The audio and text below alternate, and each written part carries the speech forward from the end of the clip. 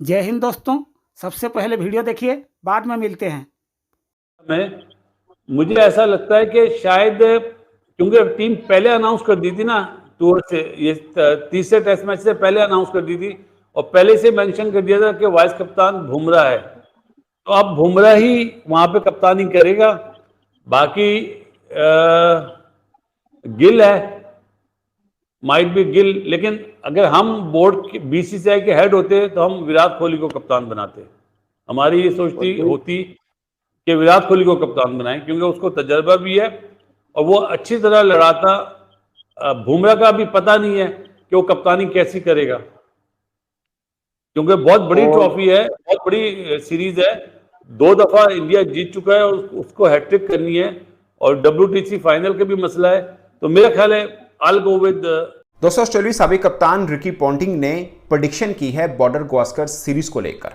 उन्होंने बताया कि उनके ख्याल में कौन ये सीरीज जीत सकता है, कौन सा बल्लेबाज सबसे ज़्यादा रन करेगा, कौन सा बॉलर सबसे ज़्यादा विकेट ले सकता है, टीम इंडिया की स्ट्रेंथ क्या है और कौन सी ऐसी वीकनेस है जो उनको लगता है कि टीम इंडिया ऑस्ट्रेलिया टूर पर मिस करेगा, कि ये एक बड़ा प्रॉब्लम है उनके लिए। और दूसरी खास बात, उनके पास रोहित शर्मा हैं, उनके पास विराट कोहली हैं, जायसवाल हैं, सरफराज हैं, बड़े बड़े बल्लेबाज हैं, मगर रिकी पॉन्टिंग को लगता है कि ऋषभ पंत वो बल्लेबाज हैं जो ऑस्ट्रेलियाई बॉलर्स के लिए कड़ा चैलेंज साबित हो सकते हैं, खासकर उस वक्त जब वो 4th-5th नंबर के ऊपर बैटिंग करने आते हैं ऋषभ पंत, और बॉल की वो चमक नहीं रहती है, बॉल उतना हार्ड नहीं रहता है, तो उन्हें लगता है कि उस वक्त आकर जिस तरह की अटैकिंग माइंडसेट के साथ बैटिंग करते हैं ऋषभ पंत, वो ऑस्ट्रेलियाई बॉलर्स के लिए मसला हो सकते हैं। और उन्हें मतलब पहले से एक तरह से वो वार्न कर रहे हैं अपने बॉलर्स को कि भाई ऋषभ पंत के खिलाफ आप स्ट्रेटजी बना के रखिए। रोहित शर्मा के हवाले से न्यूज़ ये आ रही है कि बीसीसीआई रोहित शर्मा से थोड़ा नाराज है, ठीक है, और सुनील गावस्कर बड़े नाराज नजर आए। उन्होंने ये बोला है कि रोहित शर्मा अगर जो है वो पहले मैच में अवेलेबल नहीं है बीजीटी के, तो रोहित शर्मा को कैप्टनसी से हटा देना चाहिए और जसप्रीत बुमराह को इंडिया की टेस्ट टीम का कैप्टन बना देना चाहिए, क्योंकि जो बंदा एक मैच में अवेलेबल नहीं है उसका कैप्टन होना बनता ही नहीं है। ये सुनील गावस्कर की अपनी राय है, ठीक है, वो अपनी साइड से ठीक है, लेकिन मुझे ऐसा लगता है कि इतना भी ज्यादा जो है वो बहुत बड़ा कुछ नहीं है यार कि आप जो फौरन से रोहित शर्मा को कैप्टनसी से हटा दें। और अभी तक तो ये भी मालूम नहीं है कि रोहित शर्मा अवेलेबल होंगे या नहीं, क्योंकि उन्होंने बोला हुआ है कि शायद हो जाऊं शायद ना हो जाऊं, क्योंकि वो जो प्रॉब्लम आएगी उनकी, शायद जो कुछ लोगों से मैंने सुना था कि बच्चे की पैदाश है, ठीक है, अगर ये सच है तो वो जो है वो शायद जो है वो पहले इजी हो जाए रोहित शर्मा। आप देखिए 4 फास्ट बॉलर में से आपको पता है कि 2.5-3 साल से आप मार खा रहे हैं वनडे में, आपको मिडल में आउट करके नहीं दे रहे, आप स्पिनर्स बना ही नहीं रहे, आप खिलाएंगे तो बनाएंगे ना। अगर आप फैसल अकरम को लेके गए हैं तो आप हारिस रऊफ की जगह, मैं अगर हूँ तो हारिस रऊफ की जगह उसको खिलाऊँ। 4 के 4 फास्ट बॉलर भी है, बैटिंग भी आपके पास, और मिडल में हमें ज़रूरत है आउट करने वाली। आप उसामा मीर को नहीं लेके गए, वो आपको पता किस वजह से नहीं लेके गए। आपने मेहरान मुमताज़ को रखा है टीम के साथ, आप उसको नहीं लेके गए। तो फैसल अकरम एक ही आप लेके गए हैं, तो आप उसको खिलाना चाहिए था। मेरे ख्याल से आपकी और ज़्यादा अच्छी टीम बनती। अगर आपने 6 बैट्समैनों ने कुछ नहीं किया तो 7वें में क्या करना है? T20 तो है नहीं आपके पास स्पेशलिस्ट स्पिनर नहीं है, आपके पास ये जो 4 फास्ट बॉलर हैं, क्या ये 10-10 ओवर कर सकेंगे? भारत के टॉप ऑर्डर ठीक नहीं है, काम करना पड़ेगा, इसलिए कि ये हैप हैजर्ड किस्म की सिचुएशन मुझे लगती है।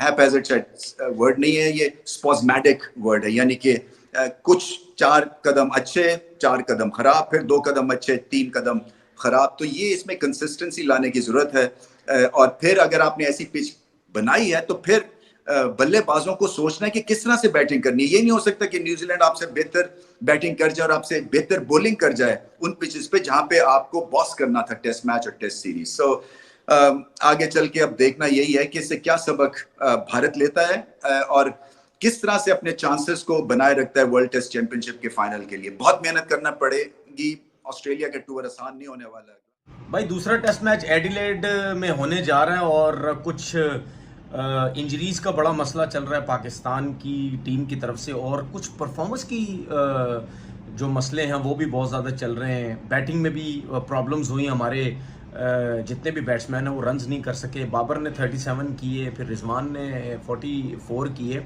ये दोनों बहुत अच्छा खेल रहे थे, लेकिन ये मैच को लंबा लेके नहीं चले। उसके अलावा साइम को देख लें, अब्दुल्ला शफीक को देख लें, सलमान आगा को देख लें, कामरान गुलाम जो है इनको देख लें। बाकी जो हमारी बैटिंग लाइनअप है वो रन्स नहीं कर सकी, जो कि एक सोच है कि यार पता नहीं अब एडिलेड में जो मैच होगा उसमें किस तरीके से रन्स करेंगे और टीम कौन सी खिलाई जाएगी। बॉलिंग में भी आप देखें कि नसीम शाह जो है उनको उनकी हैमस्ट्रिंग खिंच गई, क्रैम्प्स पड़ रहे थे बहुत ज़्यादा, और असनैन भी आप देखें उनकी भी मार लगी बहुत ज़्यादा। तो पाकिस्तान को चाहिए ये कि जो बच्चे उन्होंने आपके अगेंस्ट खिलाए हैं इनको एक मैच भी जीतने न दें।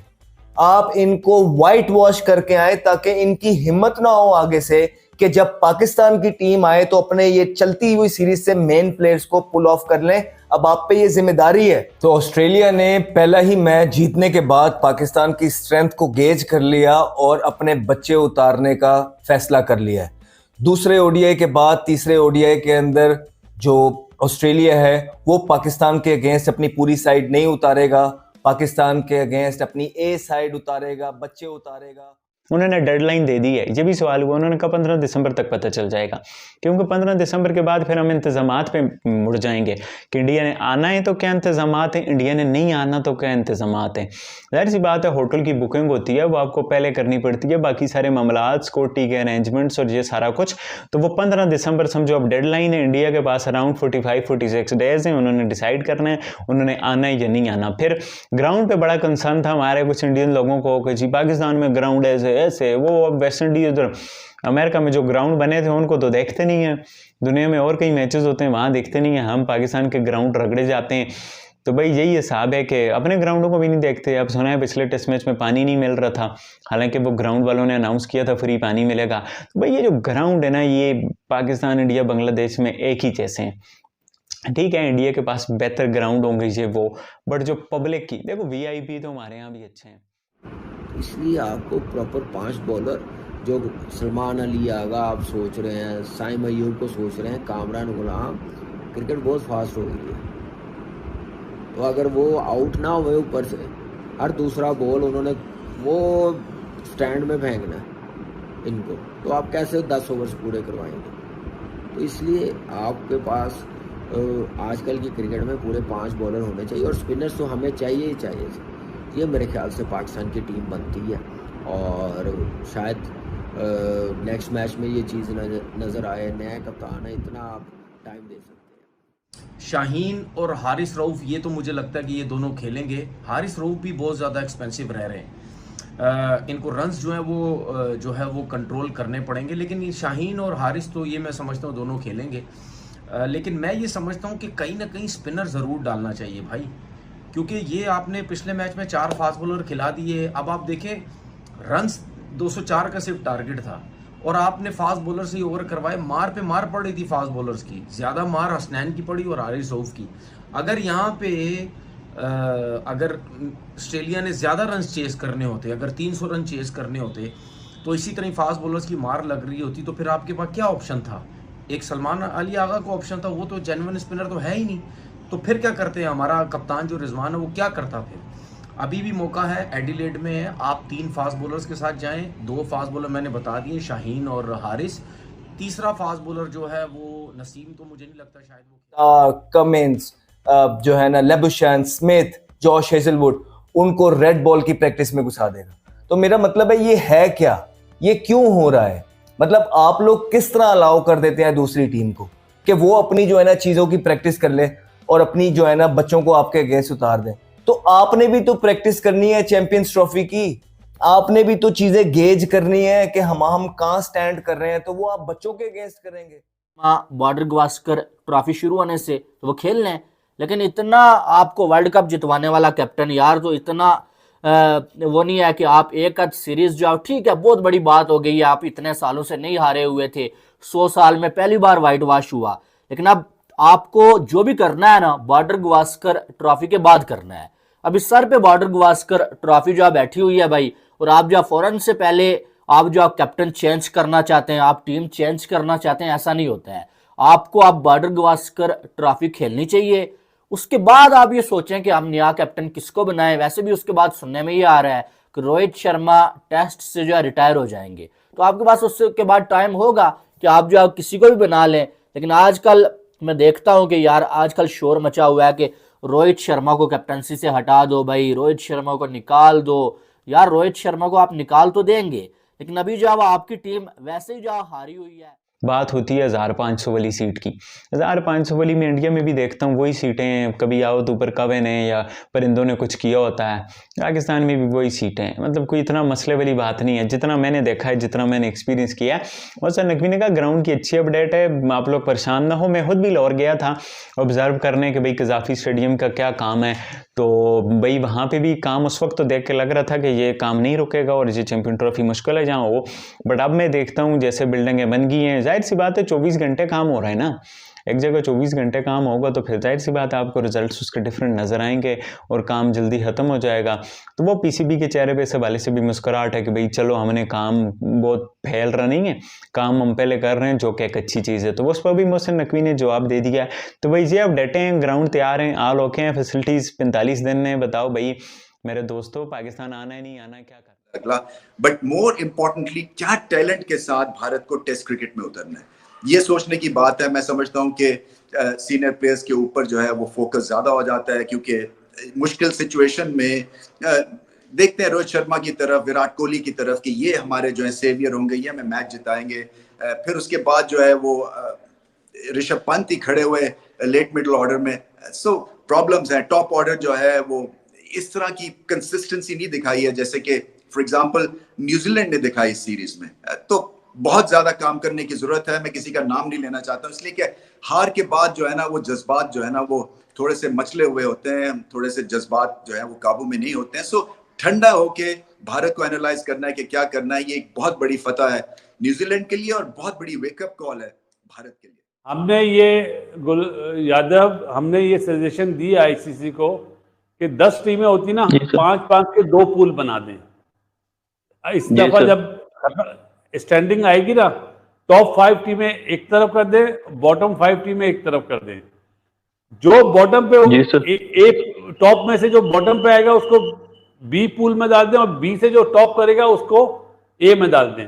और ये 5 टीमें आपस में खेलें, चाहे 3 दिन टेस्ट मैच की सीरीज खेलें, ये जल्दी हो जाएगा। और ये आपको इस तरह 2 फाइनल कराएं। ये सजेशन हमने दी है, माइट भी हो सकता है शायद अप्रूव्ड हो जाए, पसंद आए आईसीसी वालों को। ये जो 10 है ना, इसमें बाज टीमें इतनी अच्छी नहीं है, तो वो तो सबको पता है हम जीत जाएंगे, पॉइंट्स मिल जाएंगे। 5 टीम एक कर दें, 5 टीम एक कर दें, तो क्रिकेट का भी मजा आएगा और सब लड़ेंगे कि हमने रेलीगेट नहीं होना। हालांकि उनकी टीम के अंदर विराट कोहली जैसे हैं जिनके बारे में सुनील गावस्कर साहब ने कहा है कि उनको उम्मीद है कि विराट कोहली इस बार रन जरूर करेंगे, ऑस्ट्रेलिया के अंदर इस बार भी रन जरूर करेंगे, ये उन्होंने प्रेडिक्शन दी है गावस्कर साहब ने। मगर रिकी पॉन्टिंग को लगता है कि ये सीरीज इंडिया के लिए कड़ी मुश्किल साबित होगी और जो पहली 2 बार वो सीरीज वहाँ पे जीत के गए हैं, इस बार हैट्रिक करना उनके लिए मुश्किल रहेगा। उन्होंने प्रेडिक्शन दी है रिकी पॉन्टिंग ने कि 3-1 इस सीरीज का रिजल्ट होगा इन फेवर ऑफ ऑस्ट्रेलिया। उन्होंने बोला कि 5 टेस्ट मैचेस की सीरीज है, हो सकता है कहीं एक पर एक मैच इंडिया जीत सकता है, मगर इस बार अगर पलड़ा देखा जाए तो ऑस्ट्रेलियाई टीम का भारी है, ये रिकी पॉन्टिंग ने बोला। उन्होंने बोला कि उनके मुताबिक भारी है और उसकी वजह उन्होंने बताई है, खास वजह। उन्होंने बोला कि इंडिया की टीम के बैटर्स ज़बरदस्त हैं और बैटिंग पॉइंट ऑफ व्यू से उनको कोई फिक्र नहीं है, ना ही कोई मसला है। हालांकि इंडिया आखिरी मैच 150 रन चेस एक तरह से नहीं कर पाया था, मगर फिर भी उनको लगता है कि इंडिया की बैटिंग जो कि है भी, मतलब अपने घर के अंदर वो हारे ज़रूर हैं एक सीरीज़, बट ओवरऑल उनकी बैटिंग इसमें कोई शक नहीं कि वर्ल्ड क्लास है। दोस्तों वीडियो कैसा लगा आप नीचे कमेंट करके बताइए। अगर वीडियो पसंद आया तो वीडियो को लाइक कर दीजिए और चैनल को सब्सक्राइब कर दीजिए और शेयर भी कर दीजिए।